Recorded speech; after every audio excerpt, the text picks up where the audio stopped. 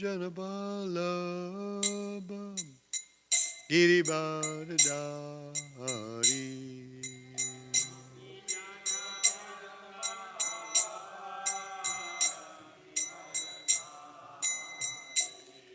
Yasoda Nandana Brajajana Ranjana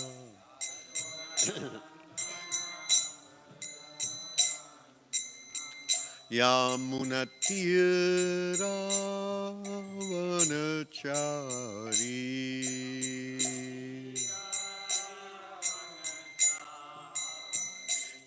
Jai Radha Madhava Kunja Bihari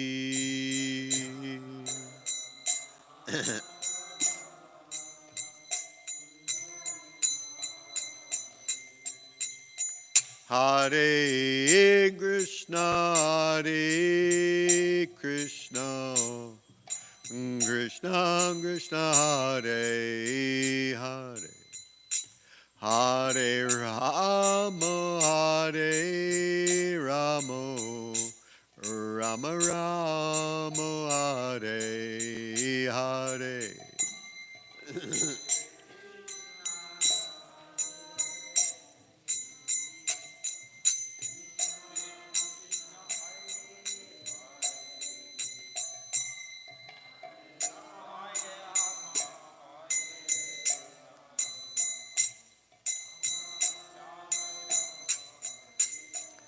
Hare Krishna Hare Krishna Krishna Krishna Hare Hare Hare Rama Hare Rama Rama Rama Hare Hare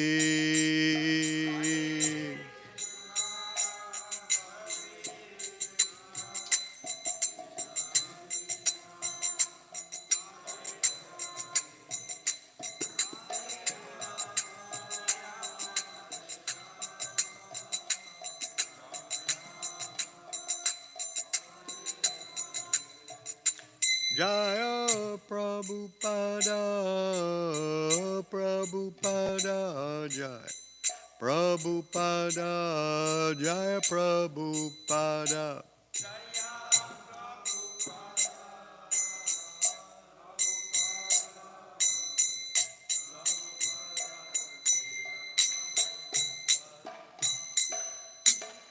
Jai Om Vishnupad Paramhamsa Paravarakacharya Bhutara Sata Shri Srimad Divine Grace A.C. Bhaktivedanta Swami Prabhupada Ki Ananta Koti Vaishnava Vrinda Ki Grantraj Srimad Bhagavatam Ki Samveda Bhakta Vrinda Ki Gaur Premanande. All glories to Samala Devotees. All glories to Samala Devotees. All glories to Samala Devotees. All glories to Shri Shri Guru and Shri Gauranga.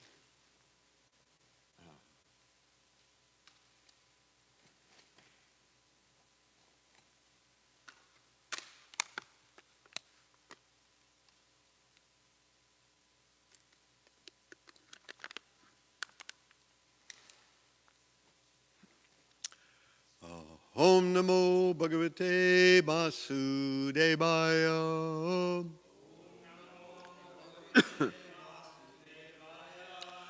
Om Namo Bhagavate Vasudevaya.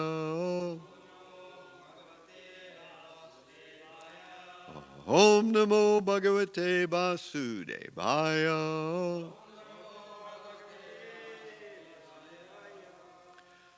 Om Ajnanatirmirandasya Gananjana Shalakaya Chakshur Anmilitam Yena Tasmai Shri Gurave Namaha Shri Chaitanya Manobishtam Shtapitam Yena Bhutale Swayam Rupa Kadamayam Dadati Swapadantikam Vandeham Shri Guru Shri Yuta Padakamalam Shri Gurun Vaishnavam Scha Shri Rupam Sagrajatam Sahagana Raghunatan Vitam Tam Sajivam Sadvaitam Savadhunam Parijana Sahitam Krishna Chaitanya Devam Shri Radha Krishna Padan Sahagana Lalita Shri Vishakan Vitamscha Hey Krishna Karuna Sindho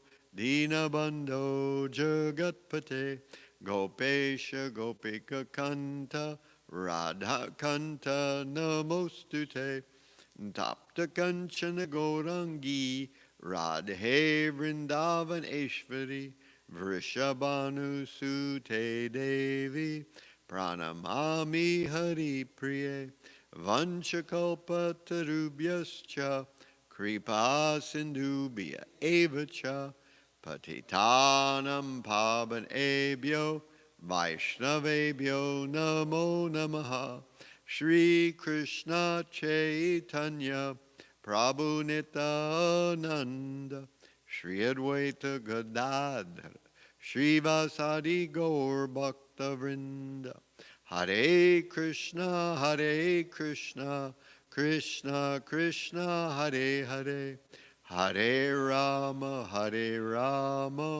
Rama Rama Hare Hare Hare Krishna Krishna Krishna Hare Hare Hare Rama Rama Hare Hare. Okay, so we are on Canto 3, Chapter 14, Text 41.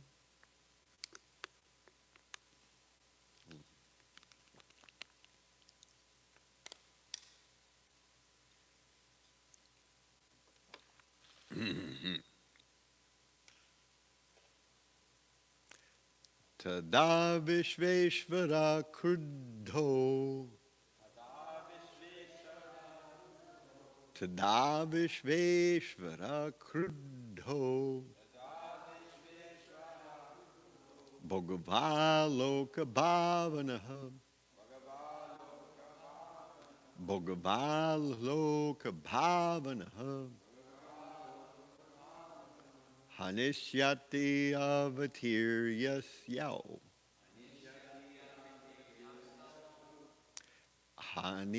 Hanishyati Avatiryasya Yatadrin Sataparvadrik Yatadrin Sataparvadrik Yada Vishveshvara Kruddho Bhagavaloka Bhavanaha Hanishyati Avatiryasya Yatadrin Shapa Parvadrik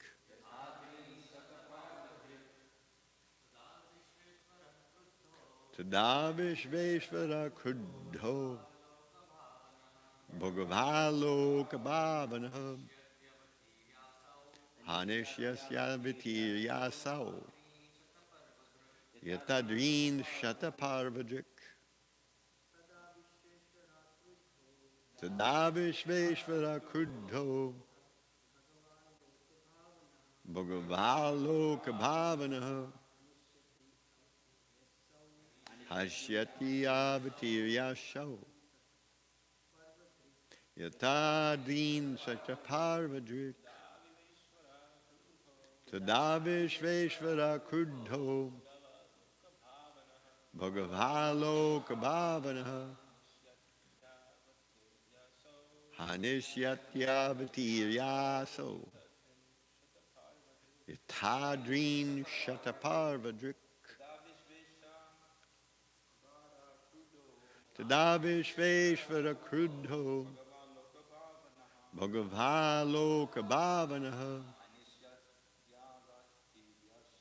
Hanishyasyavatiriyaso Yatadrin Shataparvadrik. Vaishnavis.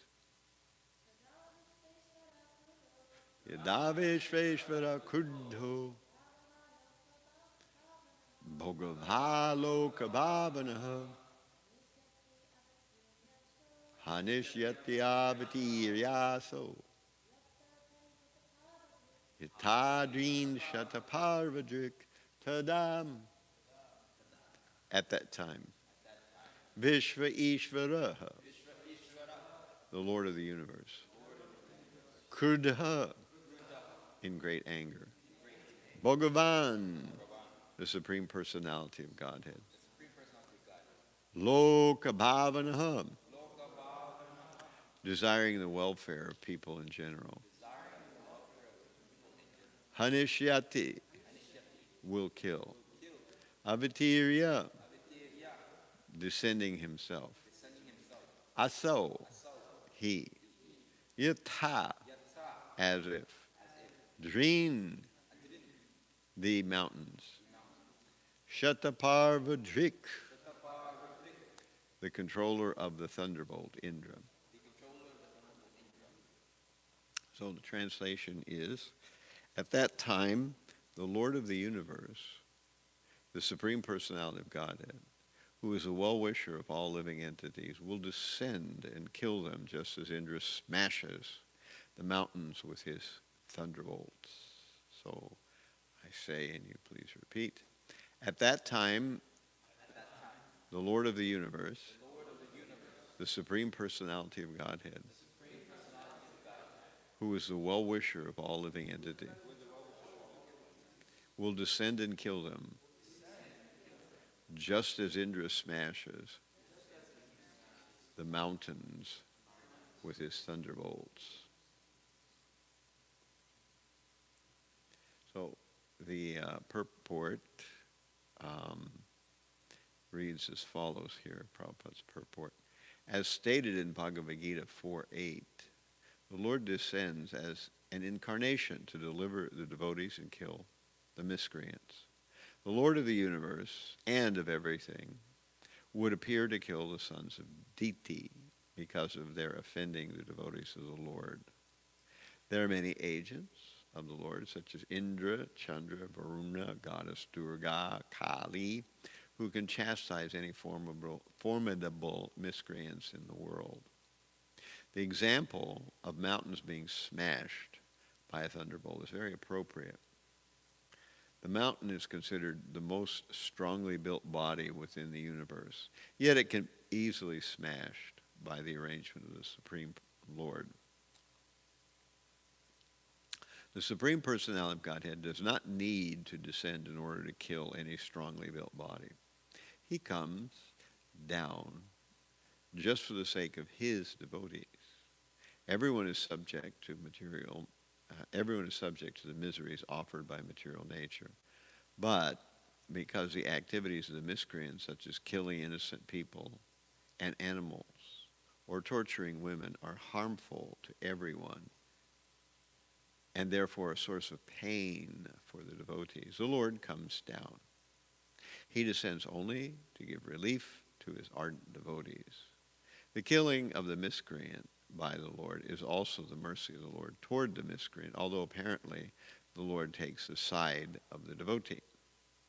Since the Lord is absolute, there is no difference between his activities of killing the miscreants and favoring the devotees.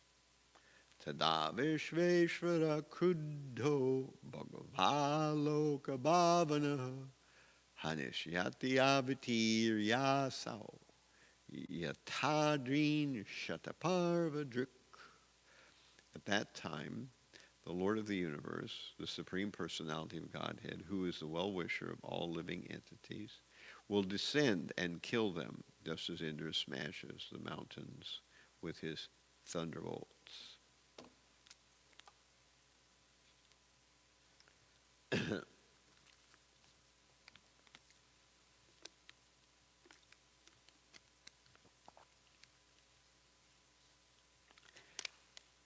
When somebody takes up spiritual life, they are benefiting themselves, they are benefiting everyone around them, and they're benefiting the whole environment from a material perspective, like the ecology. So that's the simple equation we can think about that if you're in line with the Supreme Being, then automatically you are doing the best thing for everybody, yourself, everyone around you, and the environment all in one package. And the contrapositive is also true, which means that if you decide you don't want to align yourself with the Supreme, you are harming yourself, you're harming everybody around you, and you're also harming the environment. And no time is that more apparent than now, when we see that in general people are completely out of alignment with the Supreme, and they're doing all these things. They are harming themselves, they are harming the people around them, and they're a menace to the environment. So this is all the product of selfishness. That if one acts selfishly, then we will create problems, lots of problems, all kinds of problems for everybody, including ourselves. So over the grand history of the planet Earth, there are so many people who had some idea of some plan for everything. And the plan never panned out. And we see that in our modern day, people always think that the fix for everything is some social-political theory or scheme. If we have a different social-political theory or scheme, everything will work out. Some decades ago, the big thing was communism. Communism was going to fix everything. The poor, beaten down proletariat were being abused and taken advantage of by the capitalists. So we're going to remove the capitalists, and everything will be owned by the state, and everyone will be happy. Great theory. Then we had communist Russia, and wasn't quite such a happy state. But no, we had China, and well, that didn't work out so cool either. But wait, we have North Korea, but that one's not so good either. But we had Vietnam. Well, that one didn't work out so good either. So, these kind of socio-political schemes are not what will solve the problems. The problems come from karma. If we ignore the karma equation, then you will not solve anything. That's the thing about our modern world. People have no idea of the karma equation. It's as simple as the nose on your face, that if you cause problems to others, it will boomerang and you will experience those problems. If you try to get more than your share, you will wind up with less than your share. If you try to take from others, the universe will take from you. So it just works like that, Ishopanishad assures us that, you have your quota, and someone who takes more than his quota will be certainly considered a thief. And sometimes we see, Bhakti-tirtha Swami used to call these people who were empowered for destruction. Empowered for destruction, that usually the way karma works is as you perform sinful action, your karma shuts you down. It's like some kind of regulator in a machine, that if they call them governors on motors, that as a motor spins faster and faster, the governor shuts the motor down so it doesn't overheat and blow up, you know. So in a similar way, when a person performs sinful actions, generally their bad karma feeding back to them debilitates them, and they become incapable of doing any further harm, you know. Just like when a criminal performs criminal activity, eventually the police apprehend them, and that shuts them down. They're put into some kind of jail, and then they can't perform any more mischief. So that's the way it usually works. But sometimes this does not happen. And instead, a person is empowered by material nature to be the instrument of many people's bad karma. So we know that there's adibhotic, adidaivic, and adiatmic miseries. So that's how people get their karma, adibhotic, adidaivic, and adiatmic. So we create our own miseries on ourselves by worrying and stupid action that destroys our health and our well-being, adiatmic miseries.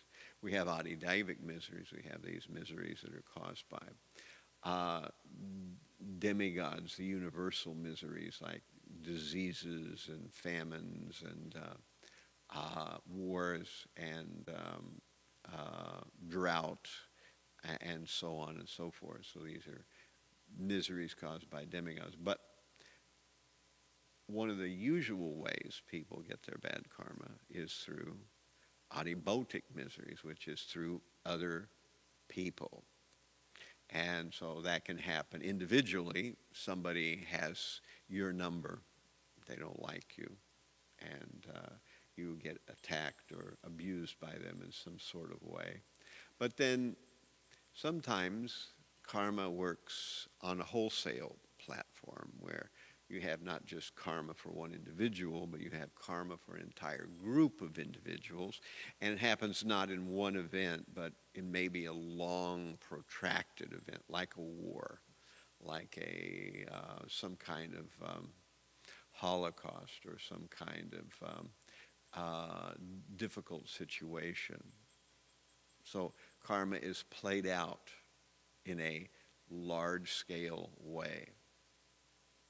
And sometimes there's an individual who is the focal point, the person who's organizing or orchestrating that karma to play out. It's not that they don't get karma for being the karmic focal point. They do. But they are empowered to do it in a big way, as we see Hiranyakashipu and Hiranyaksha were. So they were empowered to create karma on a large scale. And of course, we have many examples in the modern world of people who similarly created karma in a mass bad way. So this karma was supposed to come to the individuals anyway. And this in this focal point individual was the one who managed to make it happen. And in this way, this is how things happen on the karmic level. Individually, we have bad karma, and we get our comeuppance, as they say sometimes, and we get the result of our negative karma. And sometimes we get the results of our good karma, and sometimes we get the results of our bad karma individually, through an individual, or through a local situation that happens only to us, and sometimes karma is distributed in a large-scale event that targets not just us, but many people, and it isn't just a single event, but maybe a whole period of time where karma is played out.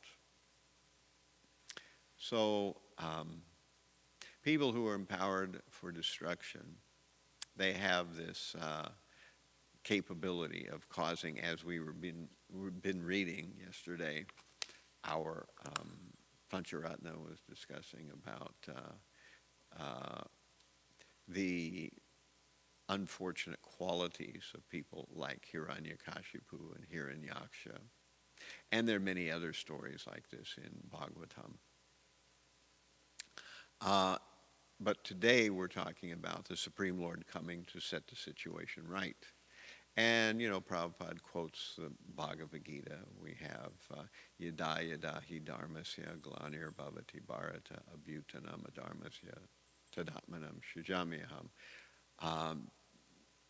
paratranaya sadhunam vinashaya duskritam dharma stapanartaya sambhavami yuge. So these two verses, the first one tells under what circumstances the Lord comes to the earth, yada yada hi dharmasya glanir bhavati bharata. Whenever there is a decline in religion and a subsequent increase in irreligion, then I advent myself, And so whenever there's a decline in religion and a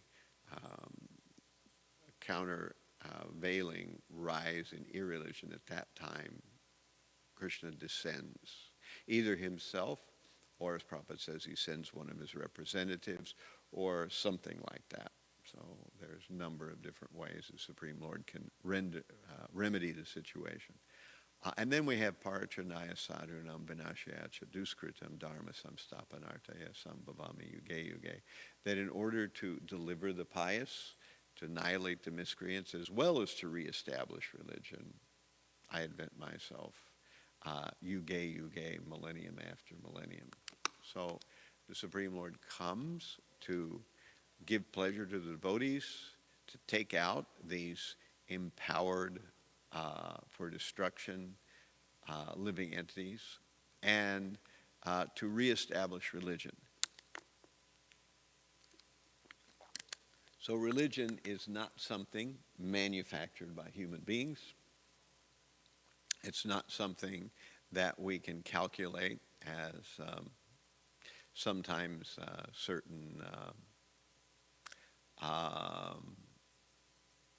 philosophers thought, John Stuart Mill and people like that, who felt that the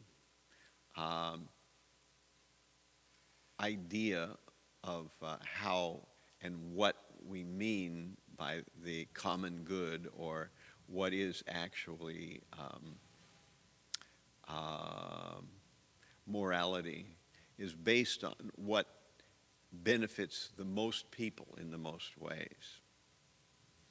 So he had this theory of, it's a tongue twister, philosophy. I can't even say it right now. I can't think of it. But it's a kind of calculus, he called it, where you calculate how many people will be benefited by something happening, how many people will be impacted negatively by it, how strongly people will be negatively impacted or benefited by it. And then you do some kind of tabulation, and if it comes up with a positive number, then you should do it. And if it comes up with a negative number, then you shouldn't do it, But of course, consequentialism, as it's generally called, or these kind of calculations, they figure in, but morality, or the common good, is something a little bit different than that. So the religious principles are not created by people doing calculations. They are created by the Supreme Lord, as we hear in 6th Canto, Dharmam Hishakshad Bhagavat Pranitam, which is, who's speaking in that verse? Anybody know? Not Prahlad. Yeah, well, it's who's speaking to the Yamadus. Yamaraj is speaking to the Yamadus. So that's the story of, the Yamadutas coming for Ajamil. Ajamil had been a most sinful person. And the Yamadutas were sent by Yamaraj to claim Ajamil. And as they came to Ajamil, they were thwarted by the Vishnu Dutas, and the Yamadutas were angry. They were thinking, what's up with this? They generally have nobody who is able to interfere with their activity because they're supposed to claim all the sinful people when they die. So that's their duty. They go and grab sinful people and bring them to Yamaraj's court for trial. And then later on, they get the pleasant duty of torturing people in hell for their negative activities. So that's what the Yamadutas do. And they were thwarted, so they were angry at Yamaraj and saying, how is it that your order can be stopped? And Yamaraj then explained to them that this Ajamil, although he was certainly sinful, had chanted the holy name at the last moment of his life, and therefore he was sinless at that point in time. Therefore, they had no jurisdiction over him, and this is why the Vishnu Dutas were able to repel them, and why Ajamil was saved. So this is the idea of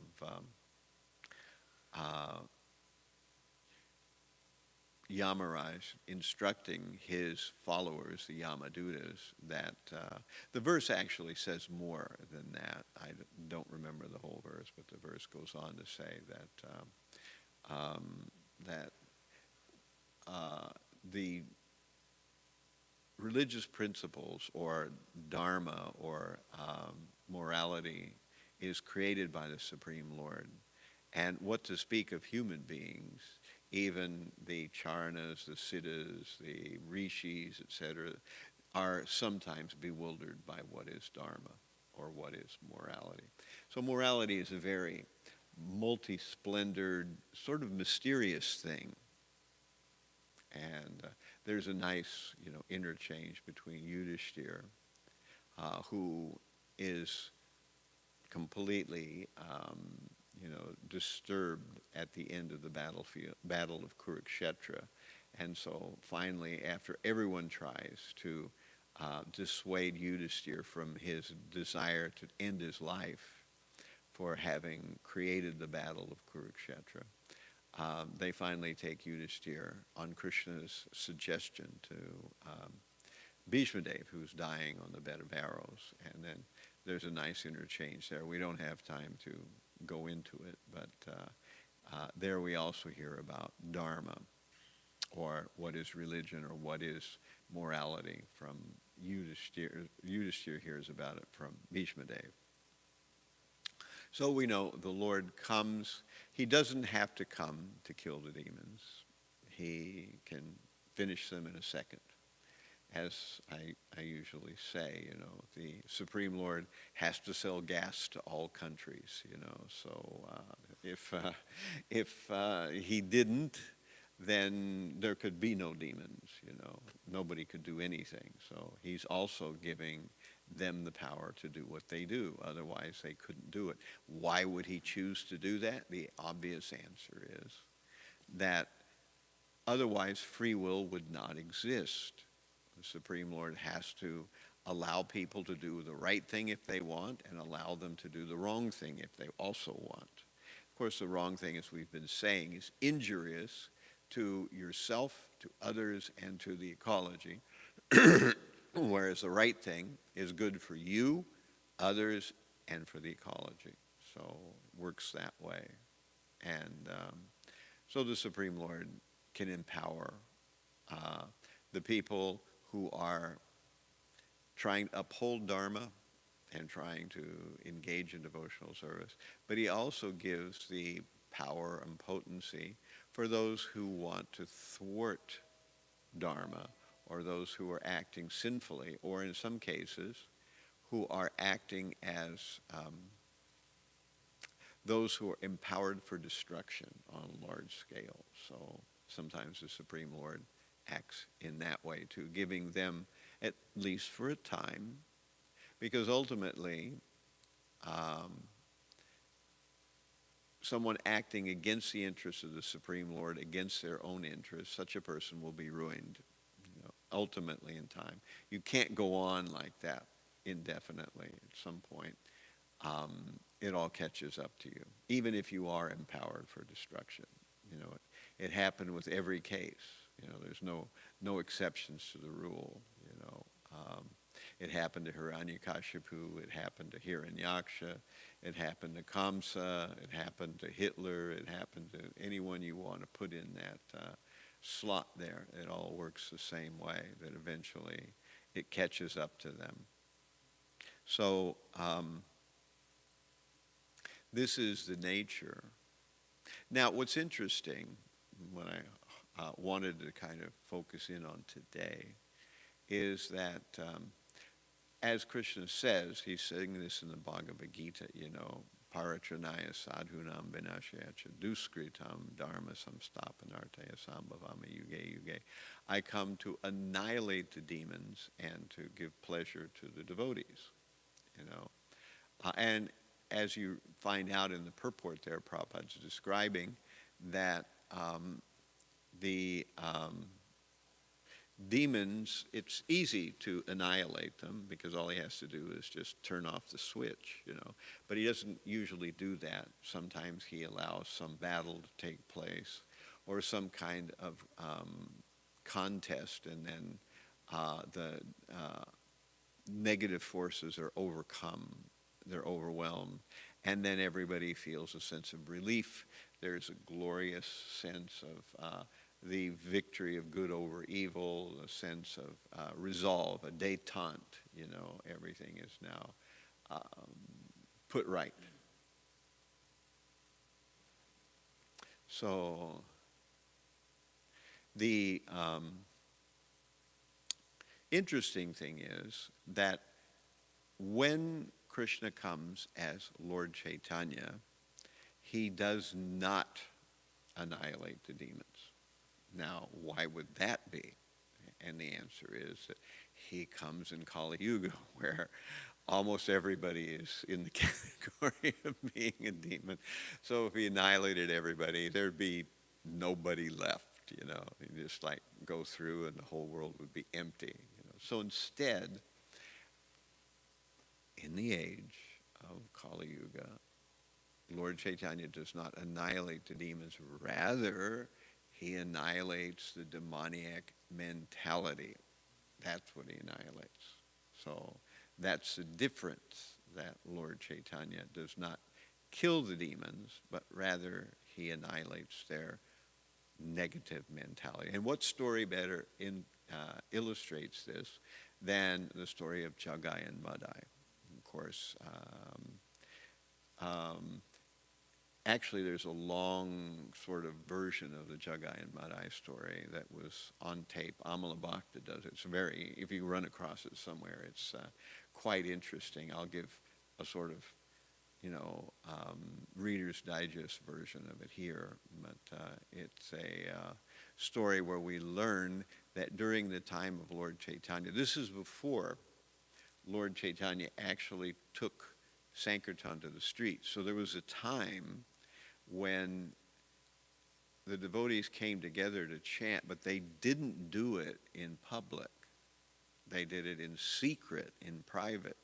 And people were not admitted to the Shiva Sangam, where Lord Chaitanya would chant, and they would dance, and they would do it in the middle of the night.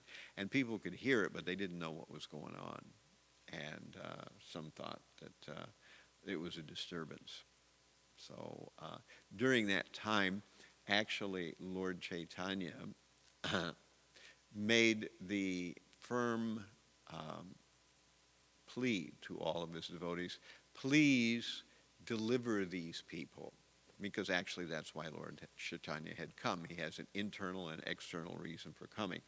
The internal reason for coming is he wanted to experience the love that Srimati Radharani has for him. The external reason is he wanted to deliver the living entities in the material world.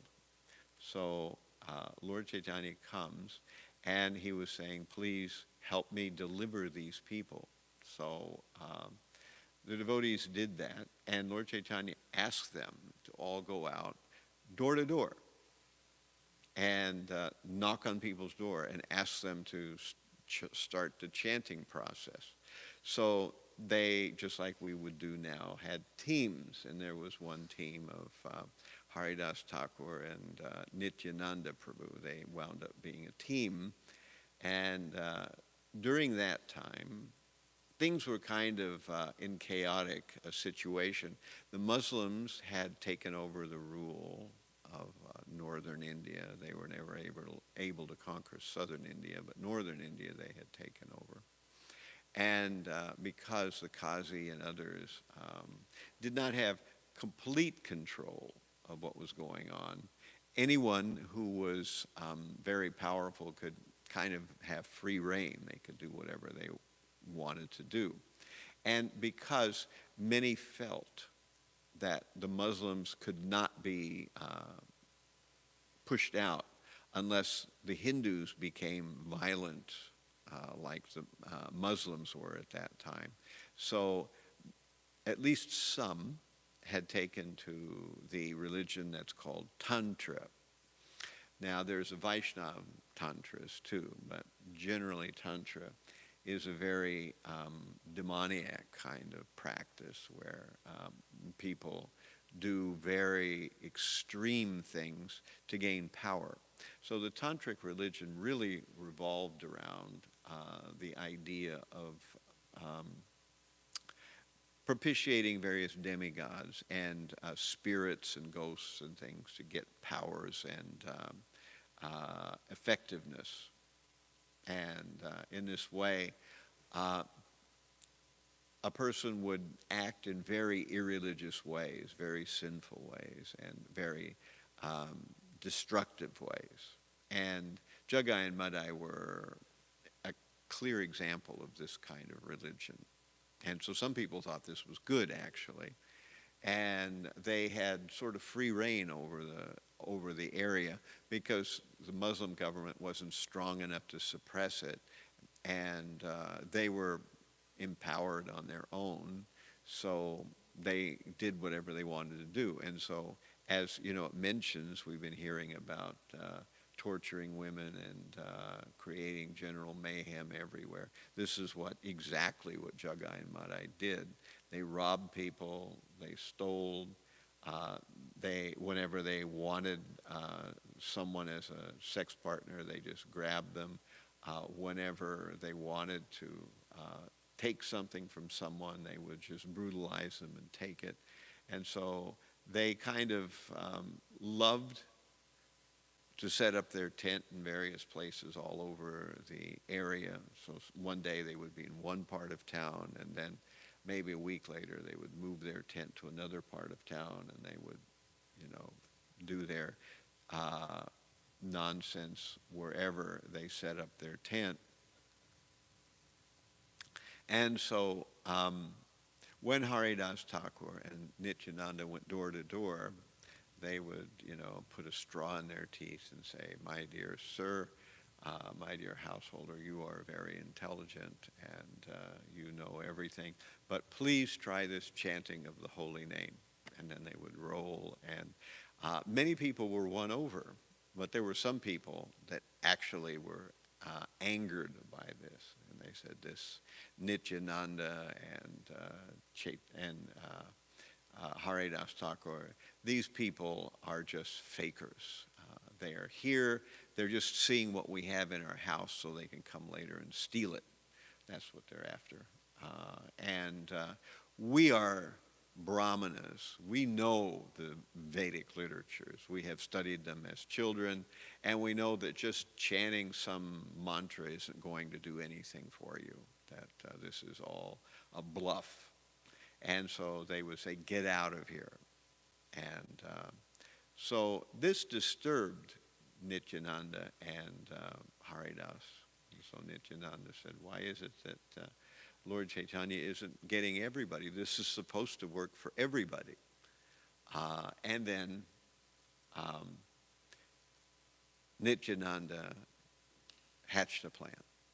And he said, I think we have these two most extreme examples of sin, Jaggai and Madai. Everybody knows that they're the most sinful people ever. So if these two chant the holy name, we're sure that everybody will accept Lord Chaitanya's movement. Everyone will accept the chanting. So this is what Nityananda suggested, and Haridas objected. He said, well, these are violent people. What if they attack us? And Nityananda said, oh, you are used to it. So they decided that Lord Chaitanya would, chant, and they would try to arrange for Jaggai and Madai to be close to where Lord Chaitanya was chanting. So one night, Lord Chaitanya and the whole group were chanting, and Jaggai and Madai were camped not far away, and they could hear Lord Chaitanya. And of course, Jaggai and Madai, one of their favorite pastimes was to get as drunk as possible. So they really liked alcohol. So they were completely out of it from drinking all night. But they heard Lord Chaitanya's chanting, and they thought it was some kind of opera performance, and they kind of liked it. So the next day, Lord Chaitanya came out, and either Jaggai or Madai, I forget which one, asked Lord Chaitanya, what kind of opera were you singing last night? And Lord Chaitanya completely ignored them. And this shocked Haridas. He thought, well, we've just set the situation up. I thought this was how it was going to work, that, we would get Lord Chaitanya near Jaggai and Madai. They would hear the holy name. Their consciousness would be uplifted, and they would take to spiritual life. But Lord Chaitanya just went right by them. He didn't do anything.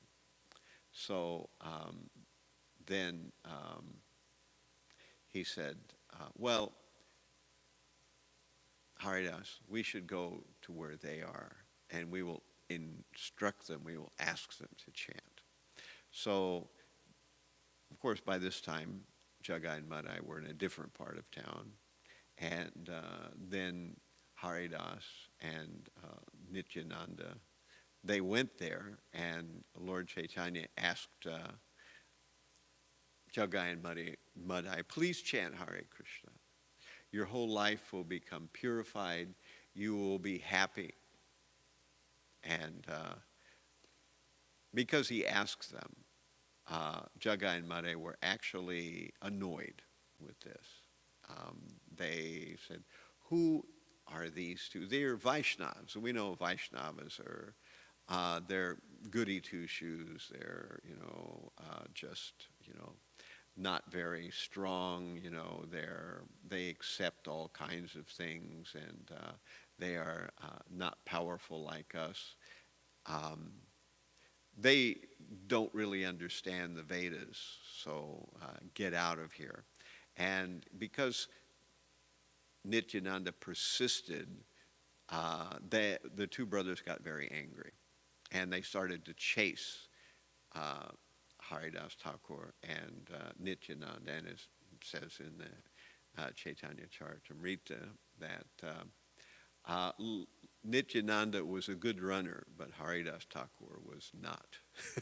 So it looked like they were going to catch up to Haridas and to Nityananda, because they said, "You come back here. We're going to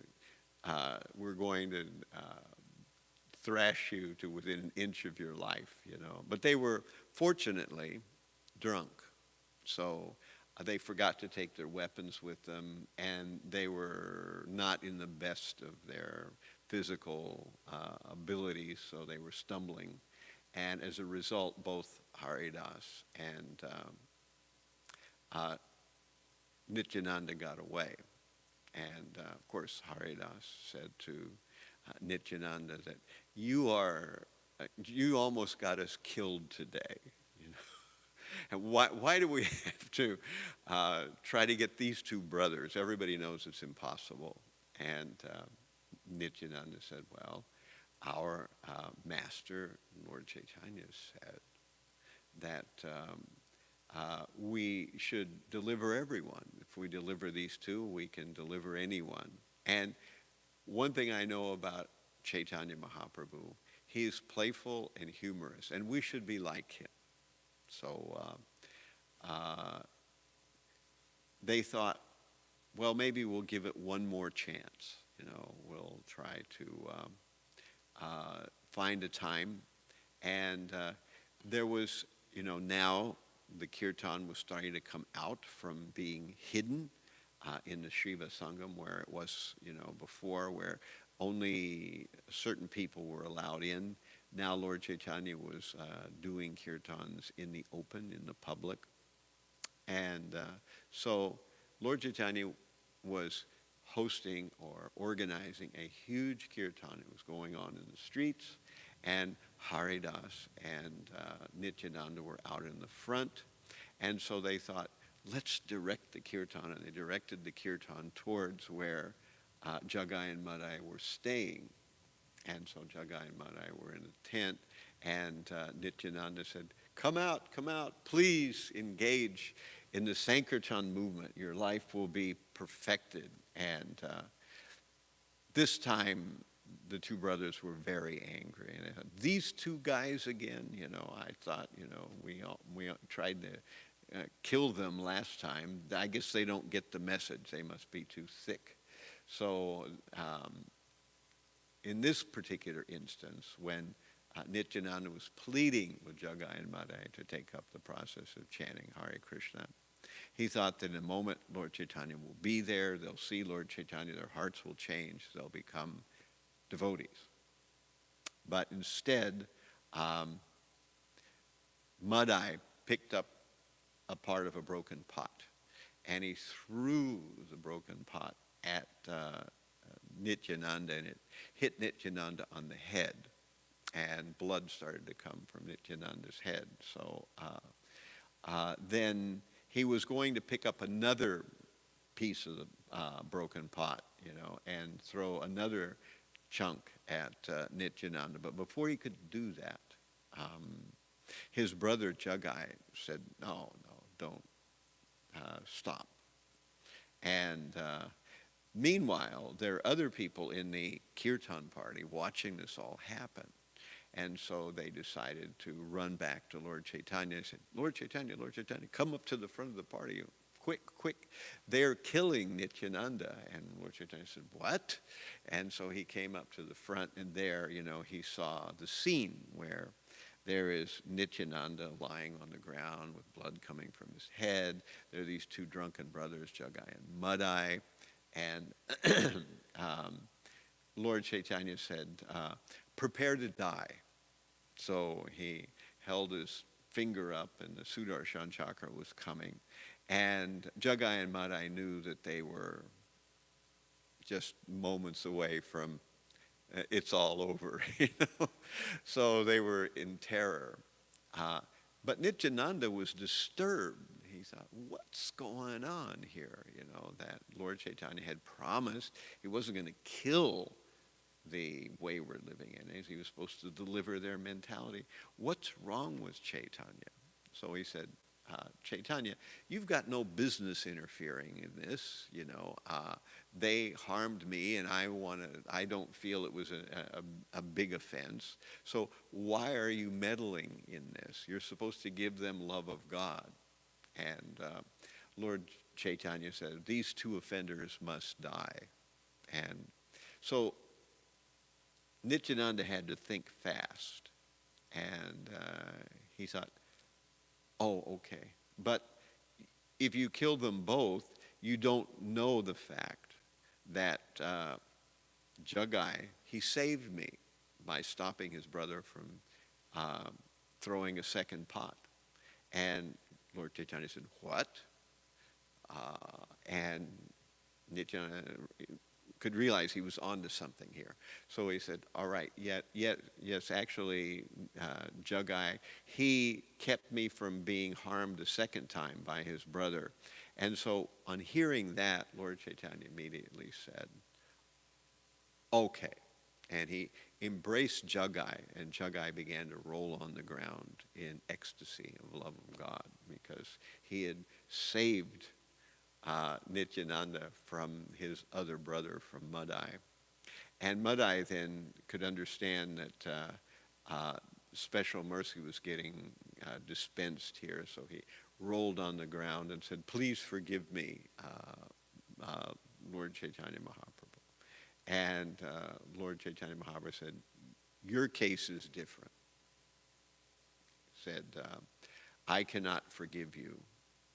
And Madai said, well, we're two brothers. We're basically just alike. We've all done the same things. Why are you forgiving my brother and you're not forgiving me? And Lord Chaitanya said, what have you done to deserve being forgiven? And Madai couldn't think of anything. And because he couldn't think of anything, Lord Chaitanya said, therefore, your case cannot be forgiven. But he said, if you get the forgiveness of the person you've injured, if you get forgiveness from Nityananda, then I can forgive you.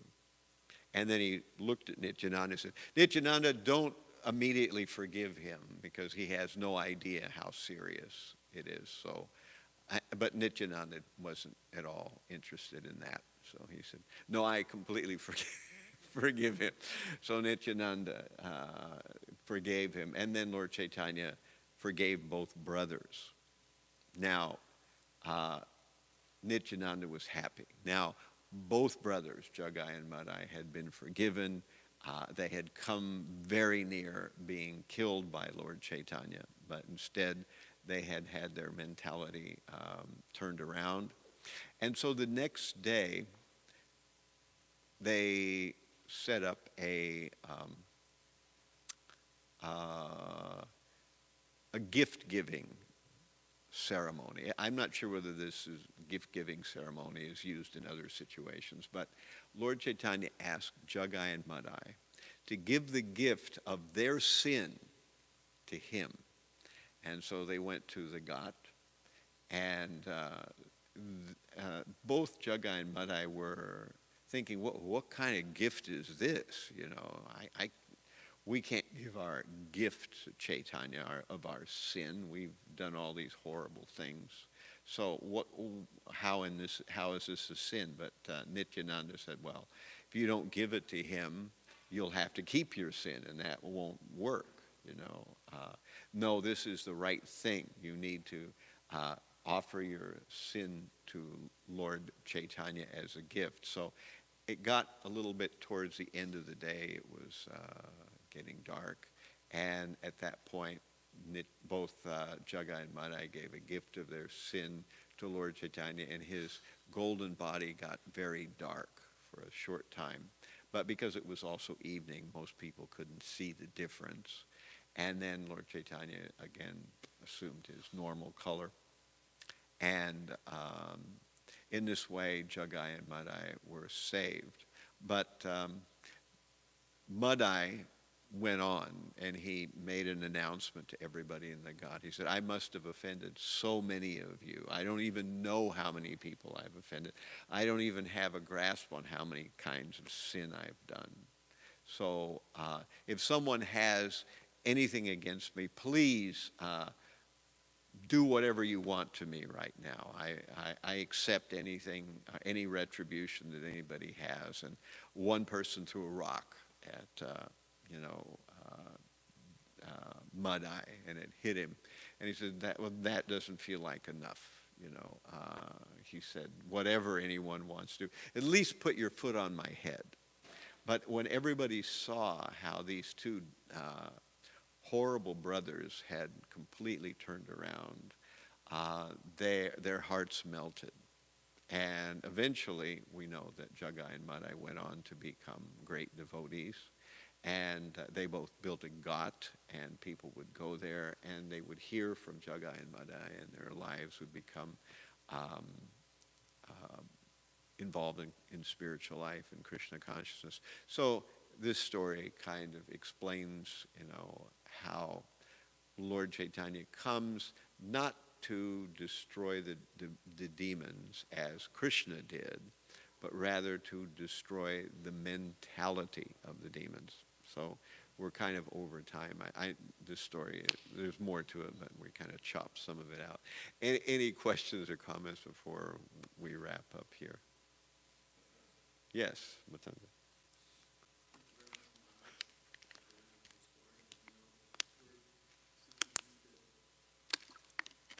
Amala Bhakta does a much better version of it, if you can ever find that on tape somewhere. What's that? He used to have a whole series of Amala Bhakta. He was in L.A. He would narrate various Krishna pastimes and various things from our Vedic scriptures. I wanted to ask, what is the origin of Tantra? Tantra. Is it some kind of somehow connected with the Vedic civilization? And also, can we use it, because I'm meeting some people who are interested in Tantra, they're interested in these sinful activities. Can we use it somehow in our advantage to persuade them through Tantra and bring them to Bhakti? It's sometimes called the left-handed path. Yeah. Bhaktivinoda Thakur describes it as hardly religion, that it is, as many elements of what's broadly called Hinduism work. It has some connection with Vedic literatures, but particularly Tantra, I think it has a very loose connection with Vedic literatures. During the time when it became very prominent, I think in one sense it's still prominent in some places, it had elements of impersonalism and elements of Buddhism, mixed in with it, because Tantra and Buddhism and even Sufism are mixed together in some places, and there are elements that tie in between them. There's a nice explanation by Suhotra, in his book about Apasiddhantas. So it explains a little bit about it there.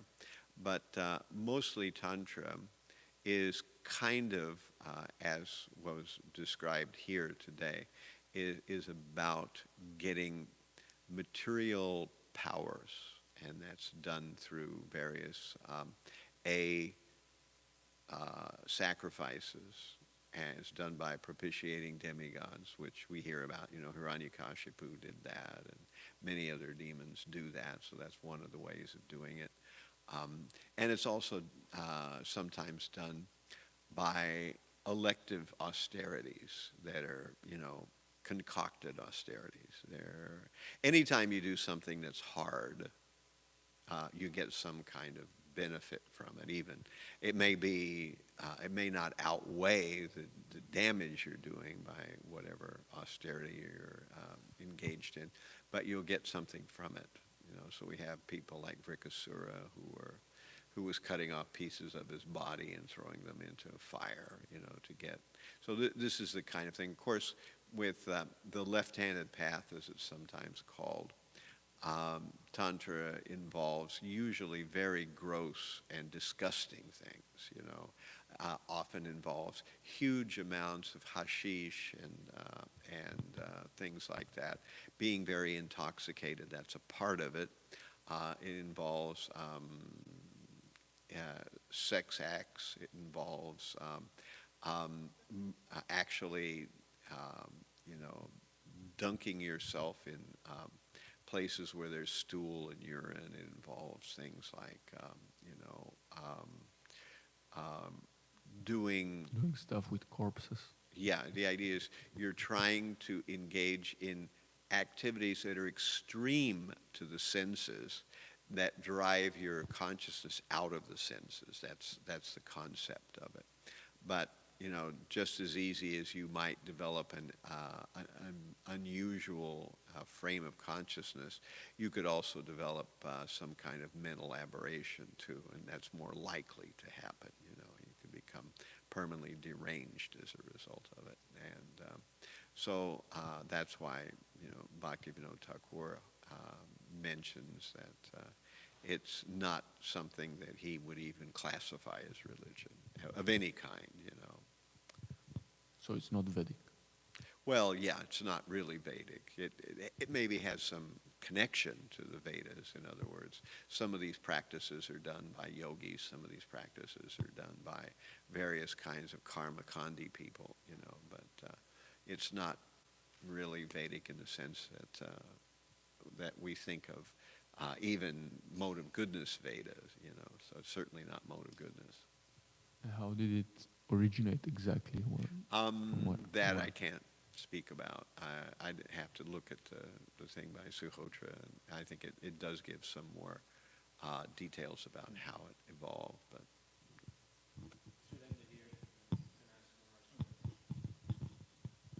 okay, so thank you all very much. We're almost 15 over time, and then I'll stay here to answer questions. But those who want to bolt for prasadam, then thank you for hanging on this long.